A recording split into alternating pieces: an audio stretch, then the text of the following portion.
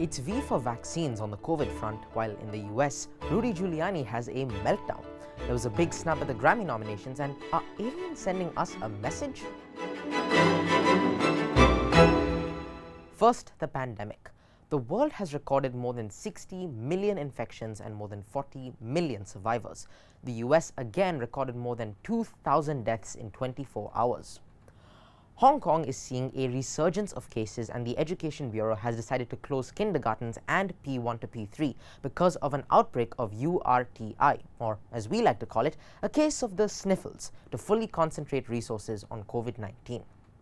The government also postponed the much hyped up travel bubble between Hong Kong and Singapore for a later date. Australia has become the first ever country to consider making vaccinations a requirement for trouble-free travel, and the National Courier Qantas says all international passengers will have to be vaccinated to fly on Australia's most popular airline. Governments around the world have begun preparing to vaccinate their people, with the EU and the UK suggesting that their first round of jabs could happen before Christmas. This won't mean you or I will be getting one anytime before Easter, probably, but here's a ho ho ho hoping that Santa can deliver. So, Trump finally gave an inch in his bizarre effort to overturn the election results. While not conceding defeat, he did say that the US could start the handover process to President-elect Joe Biden. And if there was any doubt about the election results, well, the markets cleared that right up. As soon as Donald Trump tweeted this information, the Dow Jones Industrial Average sprinted to an all-time high of more than 30,000 points. You could say that the writing was on the Wall Street. Don't get your hopes up too high. The Real Housewife of Washington, D.C. isn't going to be packing up anytime soon. Donald Trump is holding on to power right now more tightly than that one time he hugged the US flag like it was a cuddle toy. Trump's legal team has already drafted, filed, and lost multiple lawsuits in key states that Biden won. You might think that the president of the US's lawyers must be pretty darn good, but I guess he's saving his best for later. Speaking of lawyers, Rudy Giuliani, Trump's attorney and former New York mayor, has not been having an easy time. He has been staunchly defending Trump's election disputes, having to hold press conferences in parking lots, ranting about voter fraud, but never leading any evidence of it in court, which is odd. But we can now confirm that Giuliani isn't human, because halfway through a press conference last week, he started dissolving. Giuliani had some sort of black dye dribbling down his face, and pictures of it quickly stormed the internet. I guess publicly supporting Trump is something of a hazard. First it was Pence's fly, and now it's Giuliani's dye. BuzzFeed Inc. has agreed to acquire Verizon Media's HuffPost in a stock deal. The company stated this last week. It was to be uniting two big players in digital media. Jonah Peretti, the founder and CEO of BuzzFeed and the co-founder of HuffPo, has said that this will be a way for both companies to jumpstart growth, given that the pandemic has pushed many digital media companies into a slump. Wow, BuzzFeed and HuffPo merging together.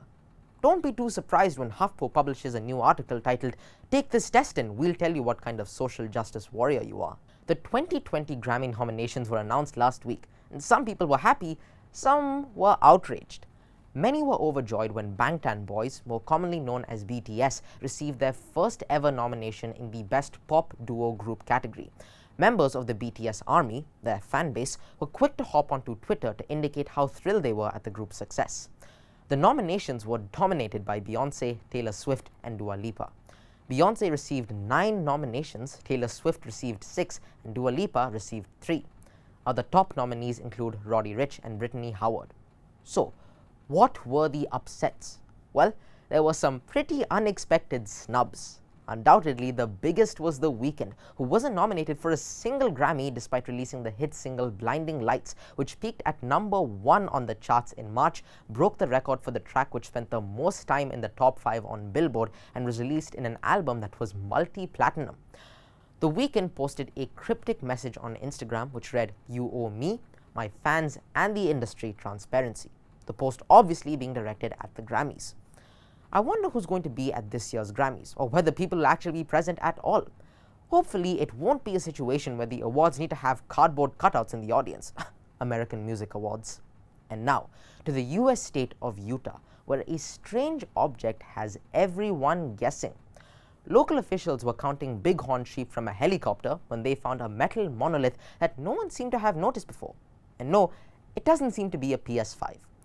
The shiny triangular pillar is about 3.5 meters tall and set the internet ablaze. Up close it reads, "COVID vaccine inside," joked one Instagram user. While authorities wanted to keep it a secret, we know that the object was photographed by Google Maps in 2016 thanks to Reddit users who tracked it down to its exact location. It could be an advertising stunt, a piece of art, or an alien transmitter. Who knows? But the best idea came from another Instagrammer. This is the reset button for 2020. Can someone please press it quickly? If you've enjoyed this week's headlines, hit that like button. And if you want to see more, make sure you hit subscribe.